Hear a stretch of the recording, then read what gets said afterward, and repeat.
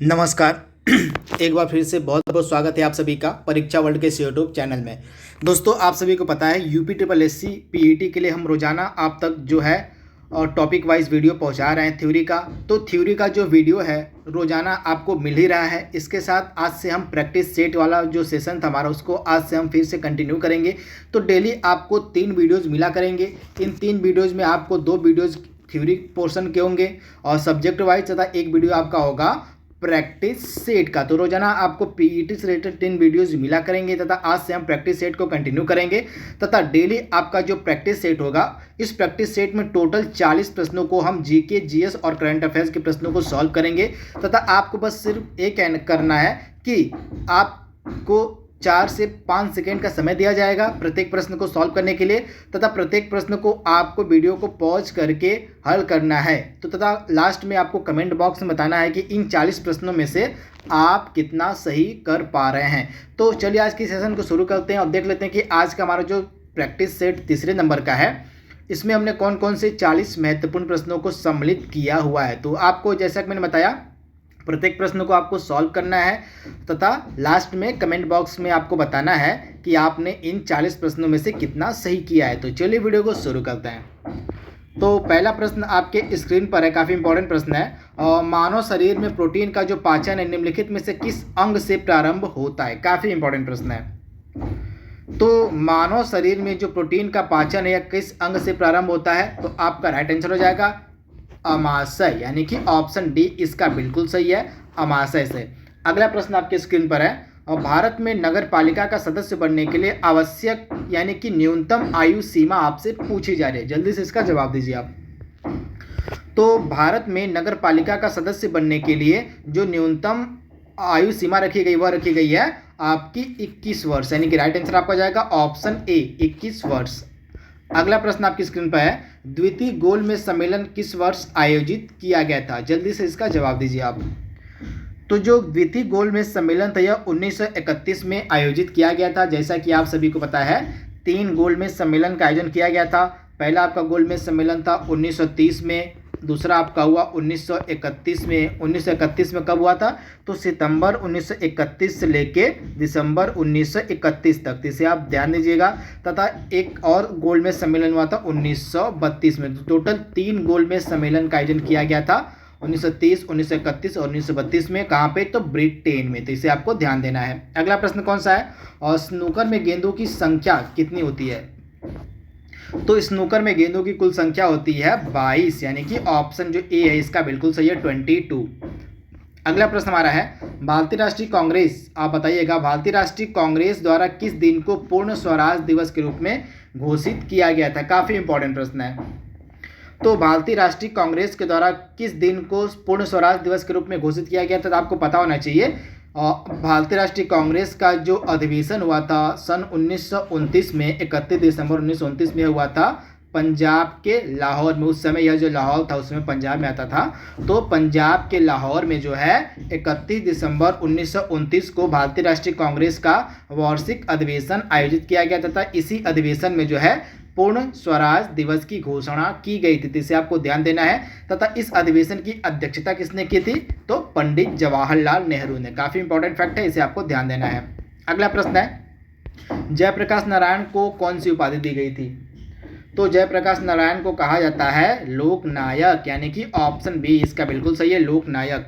अगला प्रश्न है मैडम कामा ने भारत के तिरंगी स्वतंत्रता ध्वज को कहाँ फहराया था। काफ़ी इंपॉर्टेंट प्रश्न है। तो भारत का जो स्वतंत्रता दिवस मतलब स्वतंत्रता का झंडा था, स्वतंत्रता जो हमारा ध्वज था यानी कि भारत का जो तिरंगा था इसको फहराया गया था और जर्मनी के स्टुटगार्ट शहर में, आप याद रखिएगा जो स्टुटगार्ट शहर आपको मिलेगा जर्मनी में।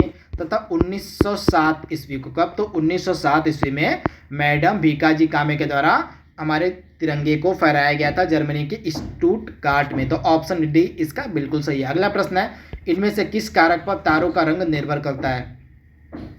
तो तारों का जो रंग है यह निर्भर करता है आपका उनके टेम्परेचर पे, यानी कि उनके तापमान पर। तो राइट आंसर आपका जाएगा ऑप्शन सी। अगला प्रश्न आपका है ऑक्सीजन की परमाणु संख्या क्या है। तो ऑक्सीजन की परमाणु संख्या होती है टोटल 8, यानी कि ऑप्शन जो इसका बी है बिल्कुल सही है, 8 होती है ऑक्सीजन की परमाणु संख्या। अगला प्रश्न है, इनमें से कौन सी गैस गुब्बारे में भरी जाती है? काफ़ी इंपॉर्टेंट प्रश्न है। तो गुब्बारे में कौन सी गैस भरी जाती है? तो गुब्बारे में आपकी गैस भरी जाती है हीलियम, यानी कि ऑप्शन इसका डी बिल्कुल सही है। हीलियम गैस जो है गुब्बारे में भरी जाती है। अगला इंपॉर्टेंट प्रश्न आपकी स्क्रीन पर है, और नमक का रासायनिक सूत्र आपसे पूछा जा रहा है, केमिकल फार्मूला ऑफ सॉल्ट। तो इसका राइट आंसर हो जाएगा NaCl। जिसे आप याद रखिएगा, सोडियम क्लोराइड इसको कहते हैं, NaCl, जिसको इसका मतलब नमक का जो रासायनिक सूत्र होता है NaCl, जिसे भी आप याद रखिएगा। और लोहे के गैल्वेनिकरण में किसका उपयोग किया जाता है? काफ़ी इंपॉर्टेंट प्रश्न है। तो लोहे का जो गैल्वेनिकरण इसमें उपयोग किया जाता है जिंक, यानी कि जस्ते का, यानी कि ऑप्शन डी इसका बिल्कुल सही है, जस्ते का। अगला प्रश्न है, और निम्नलिखित में से कौन सा अंग रक्त से नाइट्रोजन यौगिकों को बाहर करता है? काफ़ी इंपॉर्टेंट प्रश्न है। तो इसमें से कौन सा अंग है मानव का जो रक्त से नाइट्रोजन यौगिकों, यानी कि जितने भी वेस्ट मटेरियल होते हैं उसको शरीर से बाहर करने का कार्य कौन करता है? तो किडनी, यानी कि ऑप्शन जो इसका ए बिल्कुल से, किडनी को हम गुर्दा के नाम से भी जानते हैं। तो मानव शरीर का जो गुर्दा होता है यह वेस्ट मटेरियल को शरीर से बाहर करने का कार्य करता है, जिसे आप ध्यान दीजिएगा। अगला प्रश्न है, खोपड़ी के अध्ययन को क्या कहा जाता है? काफ़ी इंपॉर्टेंट प्रश्न है। तो खोपड़ी के अध्ययन को कहा जाता है क्रेनियोलॉजी, यानी कि ऑप्शन ए इसका बिल्कुल सही है, क्रेनियोलॉजी। अगला प्रश्न आपकी स्क्रीन पर है, और निम्नलिखित में से कौन सी नस का कार्य फेफड़ों से हृदय तक शुद्ध रक्त को पहुंचाने का होता है?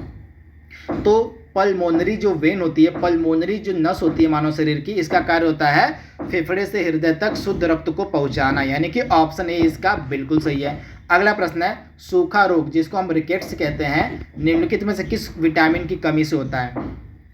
तो विटामिन डी, आप याद रखिएगा, विटामिन डी की कमी से जो होता है आपका सूखा रोग होता है, तो इसे आप ध्यान दीजिएगा। तथा इसका जो रासायनिक नाम होता है वो होता है कैल्सीफेरोल। विटामिन डी का रासायनिक नाम क्या होता है?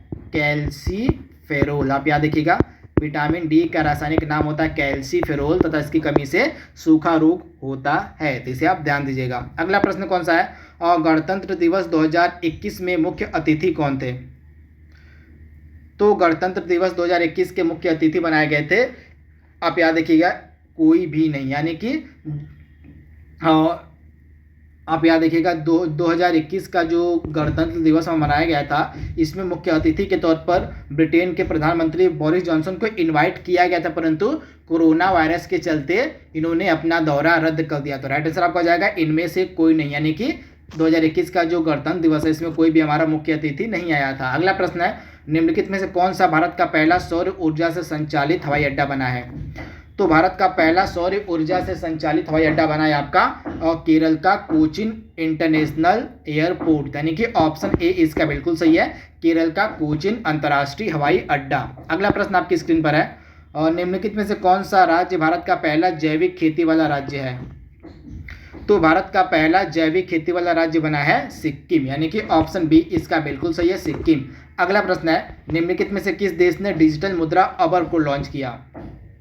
तो जो डिजिटल मुद्रा अवर है यह दोनों देशों की तरह लॉन्च की गई है, संयुक्त अरब अमीरात और सऊदी अरब, यानी कि आपका दोनों आंसर हो जाएगा, यूएई और सऊदी अरब दोनों की तरह डिजिटल मुद्रा अबर को लॉन्च किया गया, इसे आप ध्यान दीजिएगा। अगला प्रश्न आपकी स्क्रीन पर है, और निम्नलिखित में से कौन सा रासायनिक तत्वों की आवर्त सारणी का अंतर्राष्ट्रीय अवस्था? तो टोटल 150 साल पूरे हो गए हैं इस आवर्त सारणी की जो मेंडलीव की तरह दी गई थी, जो मेंडलीव की तरह आवर्त सारणी दी गई थी, इसके 150 साल पूरे हो गए कब? 2019 में। इसे आप ध्यान दीजिएगा, 2019 में जो है मेंडलीव की जो आवर्त सारणी थी उसके 150 साल पूरे हो गए थे, तथा मेंडलीव के द्वारा इस आवर्त सारणी को बनाया गया था 1869 ईस्वी में। इसे आप ध्यान दीजिएगा। अगला इंपॉर्टेंट प्रश्न है, निम्नलिखित में से किसे एबेल पुरस्कार 2019 दिया गया? तो 2019 का जो एबेल पुरस्कार था दिया गया था करेन ओहलेनबेक को। आप याद रखिएगा 2019 का जो एबेल पुरस्कार था यह दिया गया था करेन ओहलेनबेक को। वहीं अगर हम 2020 की बात करें, 2020 का जो एबेल पुरस्कार दिया गया था हिलेल फुर्स्टेनबर्ग और ग्रेगरी मार्गुलिस को, यानी कि दो लोग को 2020 का एबेल पुरस्कार दिया गया था और 2019 का दिया गया था करेन ओहलेनबेक को। तो इसे आप ध्यान दीजिएगा। तथा यह जो एबेल पुरस्कार इसको मैथ का यानी कि गणित का नोबेल पुरस्कार भी कहा जाता है, तो इसे आप ध्यान दीजिएगा। अगला इंपॉर्टेंट प्रश्न है, 200 एक दिवसीय मैच खेलने वाली पहली भारतीय महिला क्रिकेटर कौन बनी है? काफ़ी इंपॉर्टेंट प्रश्न है। तो 200 और एक दिवसीय मैच खेलने वाली पहली भारतीय महिला क्रिकेटर बनी है मिताली राज, यानी कि ऑप्शन सी इसका बिल्कुल सही है, मिताली राज। हाल ही में एकल आपातकालीन नंबर लॉन्च करने वाला देश का पहला राज्य कौन सा है? तो एकल आपातकालीन नंबर लॉन्च करने वाला देश का पहला राज्य बना है आपका हिमाचल प्रदेश, यानी कि ऑप्शन बी इसका बिल्कुल सही है, हिमाचल प्रदेश। अगला इंपॉर्टेंट प्रश्न है, हाल ही में किस देश ने सियामी मछली को अपना राष्ट्रीय जलीय जीव घोषित किया है? काफ़ी इंपॉर्टेंट प्रश्न है। तो थाईलैंड इसका राइट आंसर हो जाएगा, ऑप्शन ए, थाईलैंड ने जो है सियामी नामक मछली को अपना राष्ट्रीय जलीय जीव घोषित किया है। अगला प्रश्न है, विटीकल्चर का संबंध निम्नलिखित में से किससे है? तो अंगूर उत्पादन यानी कि ग्रेप्स का जो प्रोडक्शन होता है, अंगूर का जो उत्पादन होता है, इससे संबंधित है आपका विटीकल्चर, तो इसे आप ध्यान दीजिएगा। अगला इंपॉर्टेंट प्रश्न है, म्यांमार देश जो है अपना स्वतंत्रता दिवस कब मनाता है? काफ़ी इंपॉर्टेंट प्रश्न है। तो म्यांमार देश जो है अपना स्वतंत्रता दिवस मनाता है आपका 4 जनवरी को, तो राइट आंसर आपका जाएगा 4 जनवरी, यानी कि ऑप्शन ए। अगला प्रश्न है, विश्व ब्रेल दिवस कब मनाया जाता है? तो विश्व ब्रेल दिवस जो है आपका अगेन 4 जनवरी को मनाया जाता है, तो राइट आंसर हो जाएगा आपका अगेन 4 जनवरी, तो ऑप्शन ए इसका बिल्कुल सही है। अगला इंपॉर्टेंट प्रश्न है, और किसी भी उच्च न्यायालय की पहली महिला न्यायाधीश कौन थी?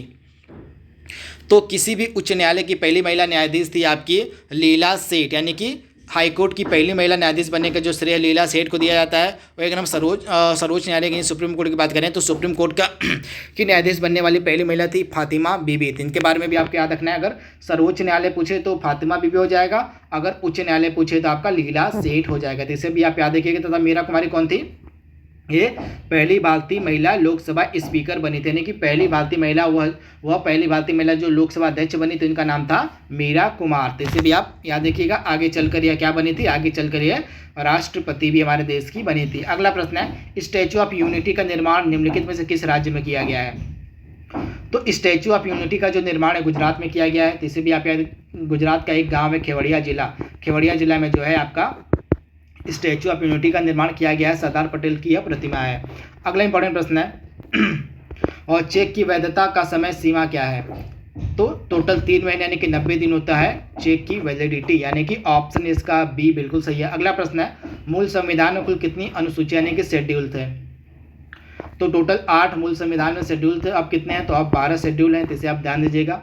अगला प्रश्न आपकी स्क्रीन पर है, INS जो विक्रमादित्य हमारे युद्धपोत है, इसको भारत ने किस देश से खरीदा है?